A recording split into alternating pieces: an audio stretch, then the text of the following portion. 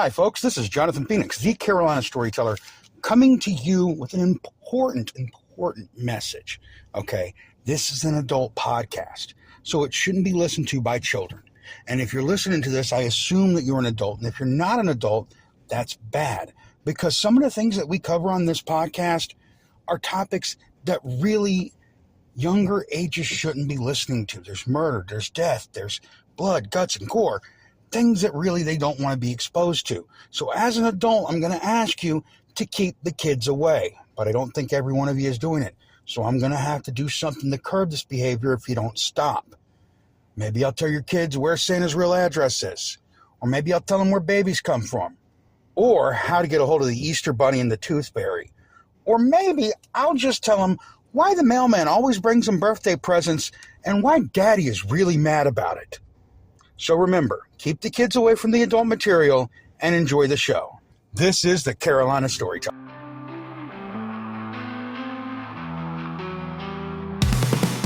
the dark woods where shadows creep, stories rise as the campfire reaps. Jonathan's voice a haunting thrill. With every tale he bends on will.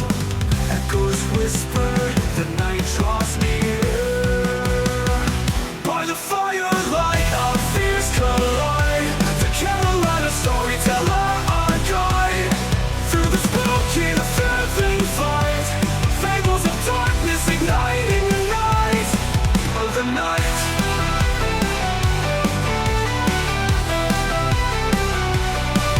The ladder tales of fright and dread, every heartbeat a path we tread. Happy Saturday, folks. Welcome to the show. I am Jonathan Phoenix, your Carolina Storyteller. It's great to have you guys with me here on what may be the last Saturday of September by the time this one runs, first Saturday of October. Either way, it's getting right into the heart of spooky season now. We have nobody arguing that it's not spooky season. Everybody agrees at this point this is spooky season, which is wonderful. Because now we're talking about ghost stories, we're talking about horror movies, and we're talking about hauntings, and I just love that stuff. My friend Stevie with the Truth or Demons podcast is going to places and holding seances and using spirit boxes and doing paranormal investigations. My buddy Tally's out telling ghost stories all around the Carolinas. I'm going to be going and doing some spots in the Carolinas. So spooky season is in its full effect. Now remember, guys, if you want to support this show, you can go to patreon.com/The Carolina Storyteller. That is patreon.com/The Carolina Storyteller. You can support the podcast. You can check out all of our exclusive stuff, all the behind-the-scenes stuff for Valmont. You can get access to our Discord community, all kinds of great stuff for as little as $3 a month. You can really help to put this show on and keep this show going. So please go over to patreon.com/The Carolina Storyteller.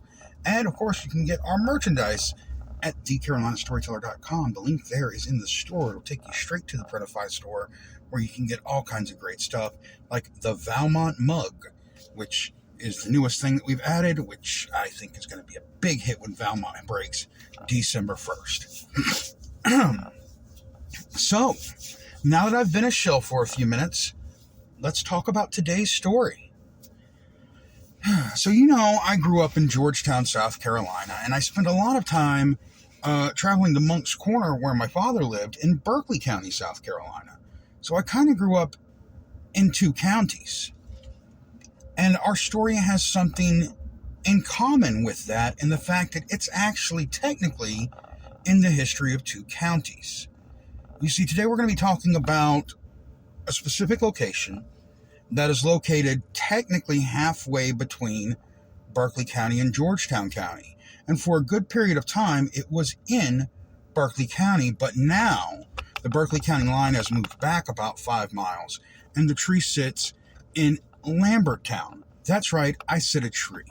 Today we're going to be talking about the Hanging Tree of Lambertown. Now, a little bit of backstory on this tree. I was a firefighter for Georgetown County back in early 2000s. And I'm talking early, like we still had the Twin Towers early Okay. And as I worked as a firefighter, I actually worked at the Lambertown fire station. And one of the things they told me is that the tree there, and it is right there along the side of the road, there is actually a barricade built around it. The limb that used to hang out over the road is no longer there, but the road actually runs where the old road ran 250 years ago during the Revolutionary War. It's amazing to think about, mind-blowing stuff here. This road has been in this location. This tree has stood for that long. And they actually, if there is a wreck there, it was said that the people would respond to the tree first before they checked on the patients. That's how important the tree is to that community. It's a piece of their history to the people that live in that community. And some of them have lived there their families have been there for hundreds of years. And that tree represents the history of that community. So let's talk about the tree. Now this, I always thought it was an oak, but a lot of the documentation says that it's a cypress tree, but I think it's more of an oak, honestly. I just think that the botanists don't know what trees are when they look at them sometimes. And I also think that people who write ghost stories aren't necessarily botanists. But I've actually physically seen this tree, and I know for a fact, I believe this tree is an oak. And it has stood there along the side of the road for more than 200 years. Now this tree, in its heyday, was used for hanging, particularly because it had a limb, a very long limb, that stretched out almost all the way to the other side of the road. So what they would do is they would, hang someone for whatever reason. Maybe they were a criminal, maybe they were a slave trying to escape, maybe they were a Tory, maybe they just wanted to hang somebody that day. Whatever reason they saw, they would hang them from this tree and leave their body hanging there over the road as kind of a warning for whatever it was that they did to anybody else. Hey, don't do this or you're going to get hung. It was not the nicest thing in the world to do. My understanding is that that tree was continually used up until around World War II, when the community cut the limb off because it was no longer as much of a segregated community, and they didn't want, because of course by that time it was more of a racial thing for hanging in that place, and it was not going to happen there anymore, they decided. Which is interesting because at that time it was in Georgetown County. But originally it was in Berkeley County. Now, Berkeley County is very famous for having a whole bunch of swamp on its northern tip next to Georgetown County. These swamps kind of intermingle and go out to the coast, really, in between Georgetown and Charleston. And understand Berkeley, borders Georgetown on the north and Charleston on the east. Charleston has this slip of kind of like beachfront property that also used to be Berkeley County.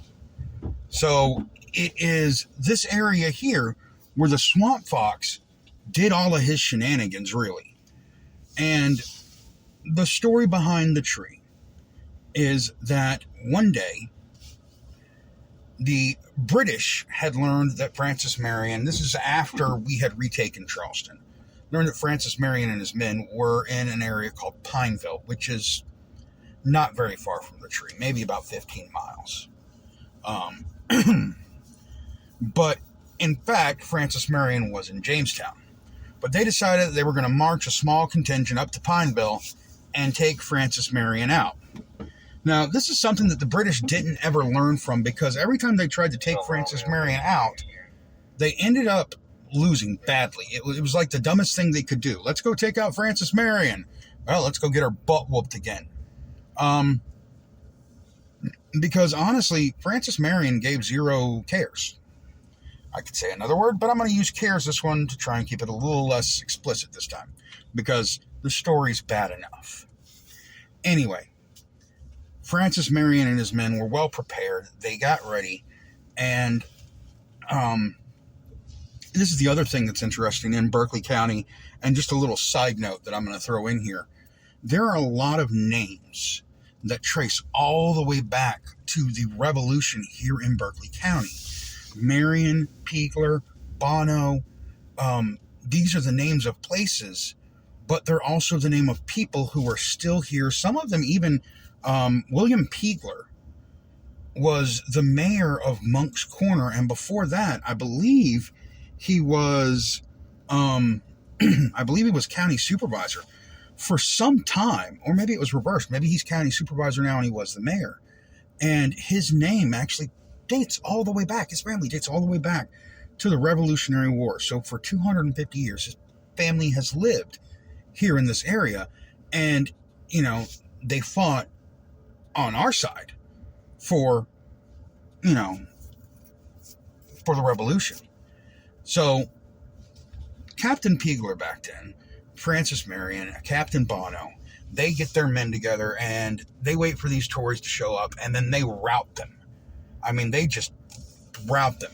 And as they're getting away, they capture a few of them.